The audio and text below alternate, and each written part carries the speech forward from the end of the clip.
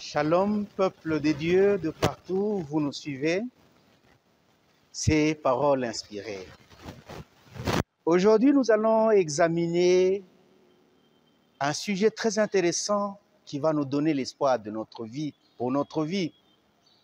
Je l'ai intitulé « La tempête sur le lac ».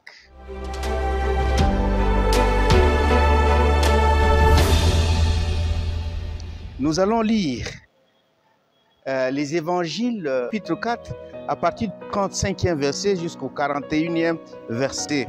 35e verset, ce jour-là, le soir, Jésus leur dit, passons de l'autre bord. Après avoir envoyé la foule, ils l'amenèrent sur la barque où il se trouvait. Il y avait aussi d'autres barques avec lui. Il s'éleva un grand tourbillon et le flot se jetait dans la barque au point qu'elle s'emplissait déjà.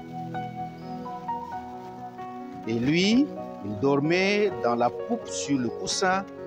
Et le réveillèrent et lui dirent, « Maître, ne t'inquiète pas, dès que nous périssons. » S'étant réveillé, il menaça le vent et dit de la mer, « Silence, tais-toi !» Et le vent cessa et il eut un grand calme. Et puis il leur dit, « Pourquoi avez-vous ainsi peur? Comment avez-vous point de foi ?» Ah, c'est une histoire très intéressante et une histoire parfois même qui fait peur. Ce jour-là où Jésus, il est là avec les disciples. Et les disciples ne connaissent pas qu'il est avec Jésus sur une barque. Ils traversent comme d'habitude leur lac. Et commence maintenant une tempête. Une tempête qui allait emporter même cette barque. Parce que déjà la Bible nous dit que l'eau emplissait déjà la barque. Et Jésus dormait calmement, jusqu'au point où ils sont allés le dire, même s'inquiéter de toi, maître. Tu t'inquiètes pas alors que nous sommes en train de périr?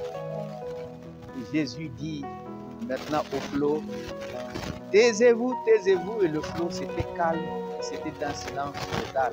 Une très bonne nouvelle. En fait, ce récit qui est correct, et récit parce que les disciples l'avaient vécu, paraît comme une parabole dans notre vie que nous passons chaque jour. Parce que notre vie, elle est une vie des tempêtes permanentes, des tempêtes physiques, des tempêtes psychologiques, des tempêtes psychiques, des tempêtes spirituelles, des tempêtes un peu partout. On est secoué ici, on est secoué là-bas. On est secoué à l'église, on est secoué en dehors de l'église. On est secoué au travail, on est secoué à l'université, on est secoué aux études, on est secoué dans les affaires, on est secoué. Mais qui va nous sauver de nos secousses si nous n'avons pas Jésus? Et souvent, ces gens de secousses nous font perdre même les pédales. On ne sait pas ce qu'on va faire, qu'est-ce qu'on va faire. Et des fois, nous oublions que nous sommes les enfants de Dieu. Et Jésus, il est à côté de nous. Il nous regarde comment est-ce que nous allons faire, comme il a regardé aussi aux disciples qui étaient en train de s'agiter, comme s'ils pouvaient, eux, par leur force, calmer ces tempêtes-là. Nous ne pouvons pas, nous reconnaissons par nous-mêmes que nous ne pouvons pas arrêter les tempêtes de notre vie. Si ce n'est que Jésus qui est à nous, faisons appel à lui. Il n'est pas loin, il est tout proche de nous. Disons-lui, réveille-toi Seigneur, regarde la tempête. Il va se réveiller, il va dire à la tempête, tais-toi. Et la tempête va se taire et nous allons vivre notre vie comme nous devons vivre. N'oublions jamais que nous avons Jésus dans notre barque de toujours. Dans cette vie où nous sommes secoués ici, nous sommes secoués là-bas. Et les grandes victoires, je vous le dis, on ne peut pas avoir de grandes victoires dans la vie. Des victoires dans les affaires, les victoires dans la vie spirituelle, les victoires dans l'église, les victoires partout, si on ne fait jamais appel à Jésus. Les grands hommes vous le témoigneront. J'aimerais aussi qu'aujourd'hui, que tu commences à faire confiance en Jésus, en le réveillant toutes les fois que tu es secoué par les tempêtes, pour que chaque jour, tu marches avec lui. Prions l'Éternel. Seigneur Dieu, notre Père, merci. Tu es notre Dieu. Et tu nous vois de fois où nous passons par des moments compliqués, par des tempêtes qui nous ramènent ici, qui nous ramènent là-bas. et qui parfois nous jette au flot et qui parfois nous ramène en bas et nous ne savons quoi faire, Seigneur. Mais très souvent, Seigneur, nous oublions que tu es toujours auprès de nous.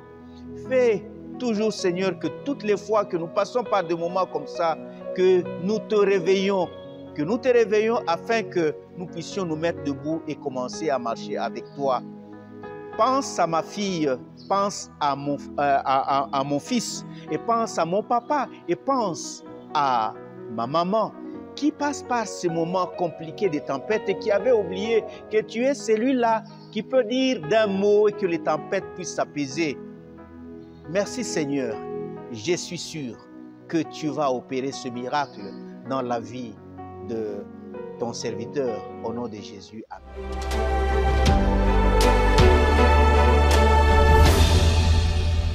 Tu as aimé sûrement cette parole.